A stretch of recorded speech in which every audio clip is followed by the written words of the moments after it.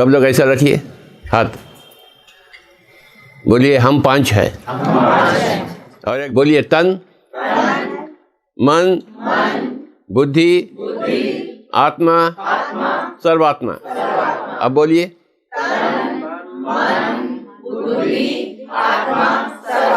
और एक बार, हम एक स्तर पर तन है, दूसरी स्तर पर मन है, तीसरी स्तर पर एक बुद्धि है, चौथा स्तर पर हम एक आत्मा, पांचवा पर हम एक सर्वात्मा। समझे? तो ये जानना ही, इसे ही कहते ज्ञान। जो इन पांचों को नहीं जानता है वो अज्ञान है, अज्ञानी है। ज्ञान किस चीज को कहा जाता है? इस चीज को कहा जाता है ज्ञान। हम एक शरीर हैं जो यहां से यहां तक है, नाखून से बाल तक, यहां से ये सब है जो है, ये सब ये उंगली में आ गया। इसके अलावा मन है, मन दिखती है क्या? तो नहीं है क्या? नहीं दिखती इसलिए नहीं है क्या? है। इन पांचों में एक ही दिखता है, बाकी चार दिखते नहीं, इनविजिबल, अदृश्य, परंतु महान है। तन दृश्यमान है, मन दृश्यमान नहीं है, बुद्धि दृश्यमान नहीं है, आत्मा दृश्यमान नहीं है, सर्वात्मा दृश्यमान नहीं। एक ही एक चीज दृश्यमान है और बाकी चार अदृश्यमान है। और इन दोनों उंगलियों में कौन सा बड़ा है? ऐसा क्यों निर्माण किया गया है? ऊपर वाले को खोपड़ी नहीं है क्या?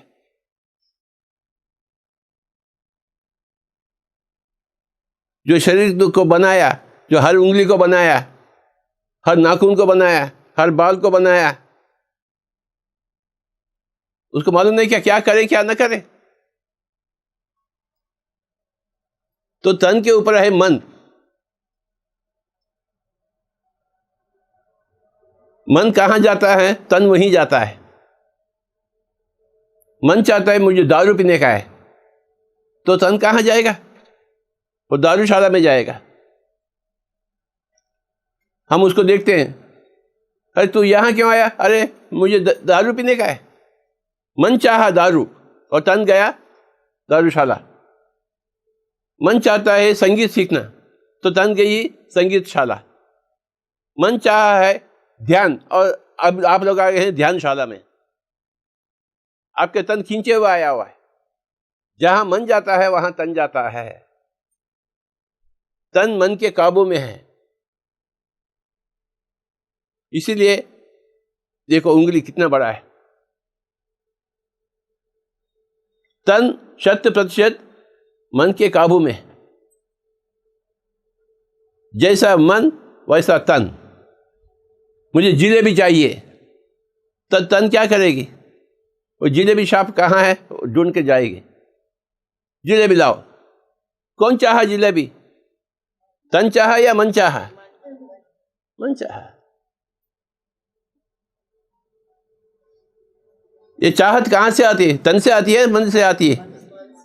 हाँ देखिए, तो जोर से बोलिए तन, मन, बुद्धि। अब तीसरा आ गया। अब ये दो उंगलियों में कौन सा बड़ा है? अभी देखिए, ऐसा क्यों है? ऐसा क्यों है? क्योंकि वैसा ही है। और ये दोनों में जुड़वा भाई है। देखो एक ही तरह के होते हैं, इसमें बहुत अंतर है। बस ये थोड़ा जुड़वा भाई है और बुद्धि थोड़ा बड़ा है। मन को बुद्धि के होते हुए काबू में लाना है। तन तो मन के पास झुका हुआ है, परंतु मन बुद्धि के पास झुका हुआ नहीं। प्रयास करके बुद्धि के द्वारा मन को झुकाना पड़ता है।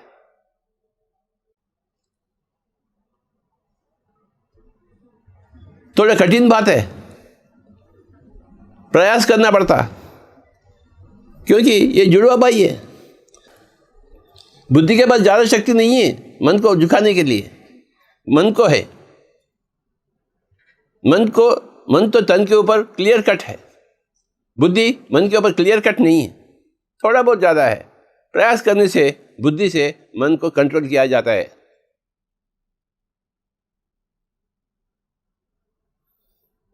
और बुद्धि कहाँ है? आत्मा के बाजू। ये आत्मा है। जो कोई चीज आत्मा के बाजू होता है उसका नाम है बुद्धि। आत्मा के बाजू मन नहीं है, आत्मा के बाजू तन नहीं है। जो कोई आत्मा से रिलेटेड होता है, आत्मा के बाद चीज से वो शुरुआत होती है, आत्मा के बाजू ये होता है, वो है बुद्धि। अगर बुद्धि चाहिए तो आत्मा की जिक्र करना चाहिए, प्रस्ताव करना चाहिए, आत्मा को जानना चाहिए। बिना आत्मा को जानते हुए बुद्धि को हम माप नहीं कर सकते, बुद्धि को जान नहीं सकते। बुद्धि का अस्तित्व आत्मा के ऊपर निर्भर है। बोलिए जोर से। मन, बुद्धि, आत्मा, सर्व। और बुद्धि ज्यादा है या आत्मा ज्यादा है फिंगर में? तो आत्मा बुद्धि को कभी भी काबू में नहीं लाती। आत्मा साक्षी है। आत्मा मतलब तू बाढ़ में जा, मुझे क्या करने का है।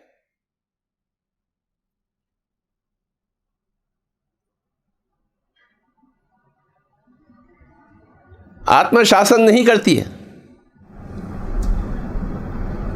बुद्धि को अपने आप को इस्तेमाल करके आत्मा को ढूंढना पड़ता है। ये कहाँ है? नीचे है वो, उसको ढूंढना पड़ता है। कहाँ है आत्मा? कहाँ है भगवान? ये बंदा ढूंढते हुए रहता है। हिमालय में है भगवान, राम मंदिर में है भगवान, कृष्ण भगवान कहाँ है? ढूंढ रहा है बुद्धि, परंतु बाजू है, परंतु नीचे है। अपने अंदर झांकना चाहिए बुद्धि।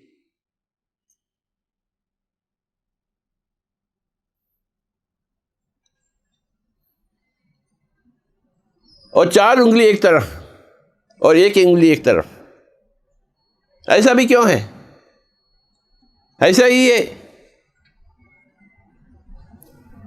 और एक बार जोर से बोलिए। तन, मन, बुद्धि, आत्मा, सर्वात्मा। इन 5 में 1 दृश्यमान है, बाकी 4 कौन सा है दृश्यमान? और अदृश्यमान? आत्मा, सर्वात्मा। देखा जाए तो ये मन, बुद्धि, आत्मा, सर्वात्मा ये सब अलग अलग लफ्ज हैं, परंतु वस्तु तो एक ही है। मैडम जी, आप एक माँ है क्या? हाँ, आप एक बेटी है क्या? आप एक क्या बोलते हैं, नानी है क्या? हाँ, आप एक बहन है क्या? आप एक बीबी है क्या? इतने आप कैसे हो सकते हैं? वस्तु एक ही है। ये माँ भी है, बेटी भी है, पोती भी है, बहन भी है। ऐसे कैसे हो सकता? ऐसे हो सकता है। अगर अपने माँ से है तो ये बेटी है, अपने बेटी से तो ये माँ है, अपने बहन से तो ये बहन है, अपने पति से है तो ये पत्नी है। वस्तु तो एक ही है। वैसा ये 4 एक ही है। तन को छोड़कर मन, बुद्धि, आत्मा, सर्वात्मा सब एक ही वस्तु है, परंतु अलग अलग लफ्ज दिए जाता है। आप बैठिए। ये माँ भी है, बेटी भी है, बहन भी है, पत्नी भी है। जैसा ही मन, बुद्धि, आत्मा, सर्वात्मा सब एक ही वस्तु है, नाम अलग अलग दिए गए हैं फंक्शन के मुताबिक।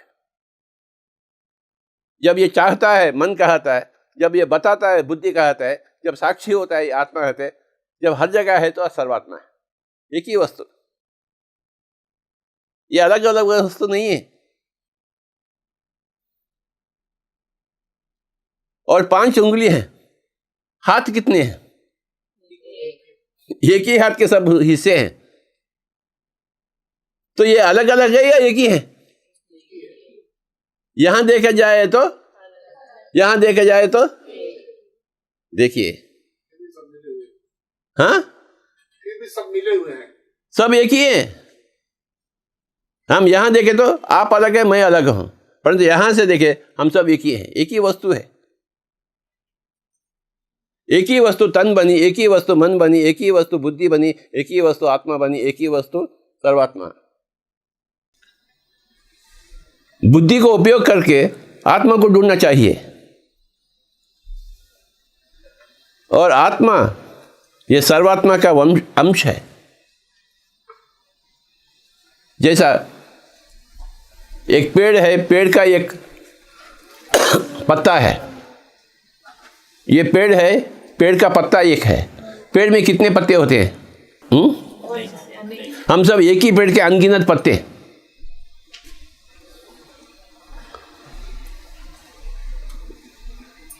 पत्ता का अस्तित्व तो है, परंतु पेड़ का ही अंश है वो। पत्ता अपना काम करती है और पेड़ को देती है श्रेय, और पेड़ पत्ते से बनती है। पेड़ पत्ते को बनाती है, पत्ते से बनती है ना। तो ये पेड़ है, ये पत्ता है। हम सबका पेड़ एक ही है, हम पत्ते अलग अलग हैं।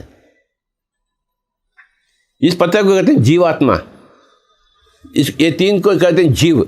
तन मन बुद्धि को जीव। जीव से जो जुड़ा हुआ आत्मा जीवात्मा, ये सर्वात्मा। और जो जीवात्मा अपने ही सर्वात्मा से संपर्क में आ गया वो परमात्मा बन गया। शंकर भगवान परमात्मा है ना, कृष्ण भगवान वो भी परमात्मा, राम श्री राम, श्री सीता, श्री लक्ष्मी, आप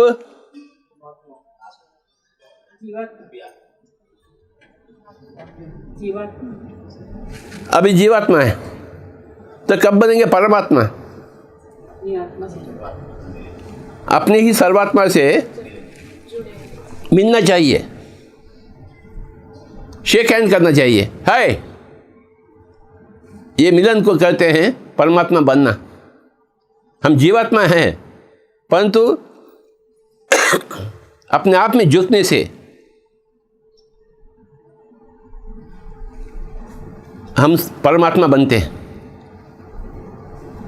जो परमात्मा बन गया उसका खेल खत्म हो गया, उसका घर वापसी, फिर जन्म नहीं लेना पड़ेगा। परंतु जब तक जीवात्मा ऐसा अलग है, अपने ही सर्वात्मा से मिले नहीं, बार बार जन्म लेना ही पड़ेगा। पुनरपि जननम पुनरपि मरणम पुनरपि जननी जठरे शयनम इह संसारे बहुदुस्तारे कृपया पारे पाहि मुरारे। वक्त वक्त पर आत्मा को, जीवात्मा को तन मन बुद्धि से परे होना चाहिए, छोड़ना चाहिए। हम हमेशा लगे हुए रहते हैं तन मन बुद्धि से। ये चार उंगली एक तरफ है, इस उंगली को अलग करना चाहिए। इसी को कहते हैं ध्यान।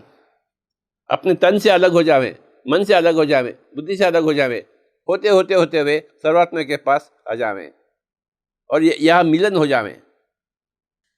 एक स्त्री और पुरुष मिलन से संसार बनती है, और जीवात्मा और सर्वात्मा के मिलन से कल्याण मिलता है, निर्वाण मिलता है।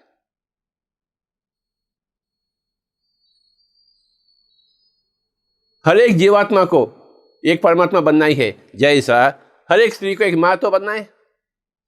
माँ बनने का जो शरीर का निर्माण तो है इधर, है ना। अगर वो शरीर का निर्माण नहीं होता तो माँ बनती है क्या?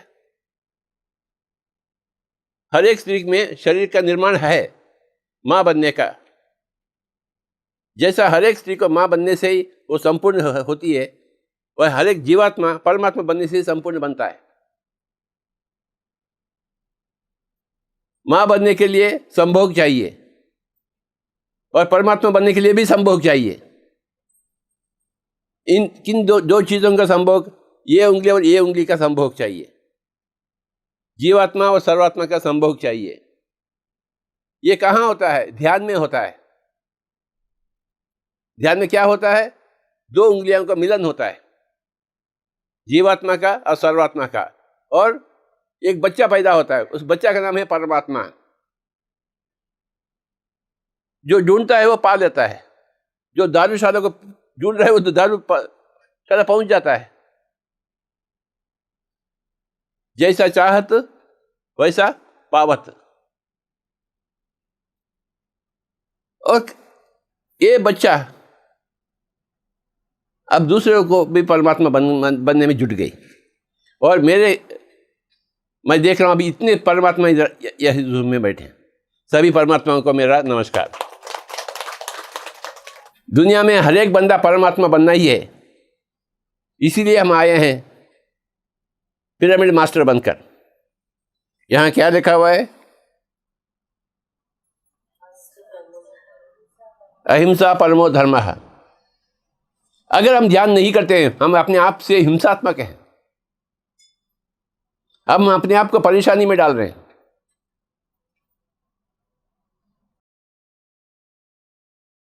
ध्यान करेंगे तो हम अपने आप को परेशानी में नहीं डालते हैं, अपने आप के प्रति हिंसा नहीं करते हैं। नहीं तो हम ध्यान नहीं करेंगे, जो नहीं बोलना वो बोलते हैं, जो नहीं सोचना वो सोचते हैं और हमें कैंसर ला लेते हैं। अपने ही मन के द्वारा तन बिगड़ा हुआ है, अपने ही बुद्धि के द्वारा मन बिगड़ा हुआ है।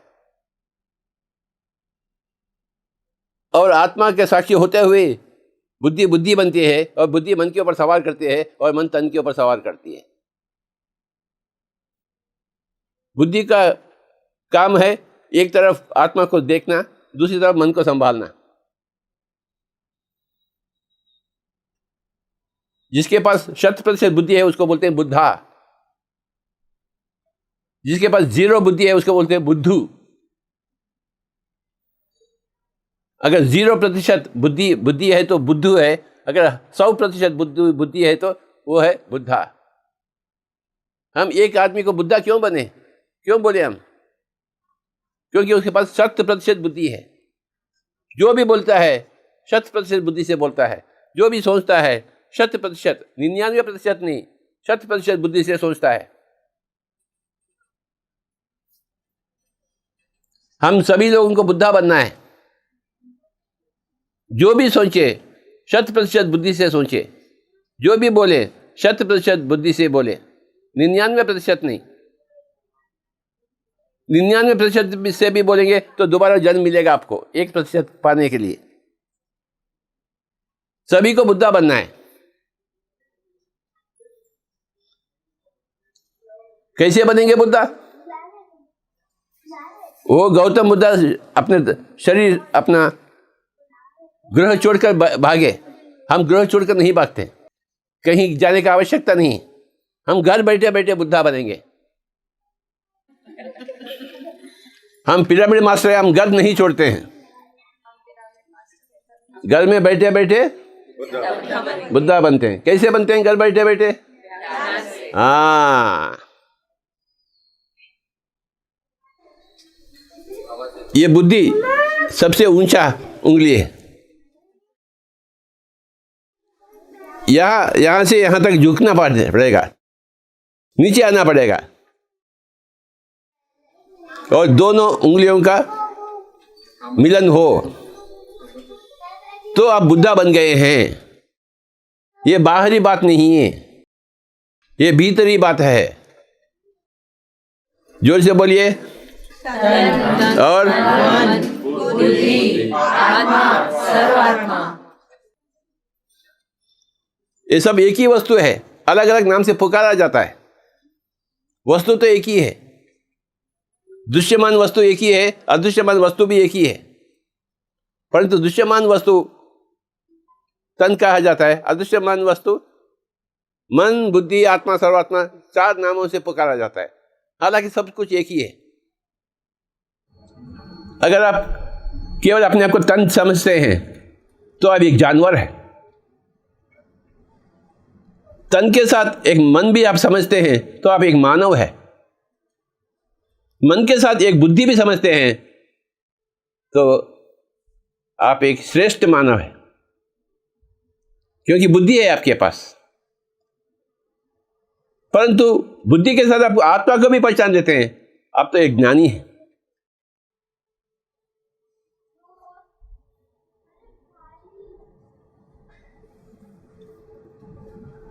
तन के स्तर पर हम केवल जानवर हैं, मन के स्तर पर होते हुए हम एक मानव है, बुद्धि के स्तर पर हम श्रेष्ठ मानव है, परंतु आत्मा के स्तर पर हम ज्ञानी बनते हैं। श्री कृष्ण ने श्री अर्जुन से प्रस्ताव की, हे अर्जुन, आप ज्ञानी बनो, योगी बनो। ज्ञानी बनने के लिए योगी बनना है। योग यानी मिलन, दो चीजों का मिलन, आत्मा और सर्वात्मा का मिलन, तो योगी बन जाएंगे, तो ज्ञानी बन जाएंगे।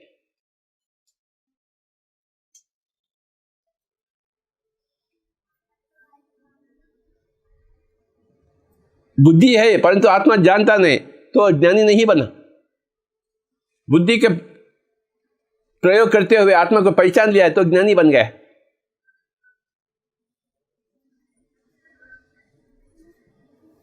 बुद्धि का अंतिम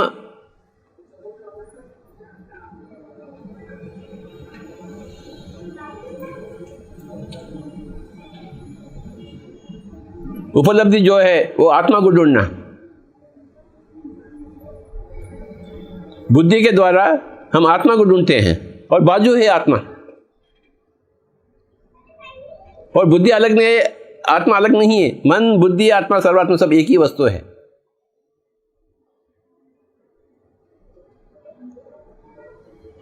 जब तक हम पहचानते नहीं अलग अलग वस्तु दिखते हैं, परंतु जैसे ही हम पहचान लेते हैं एक ही वस्तु है,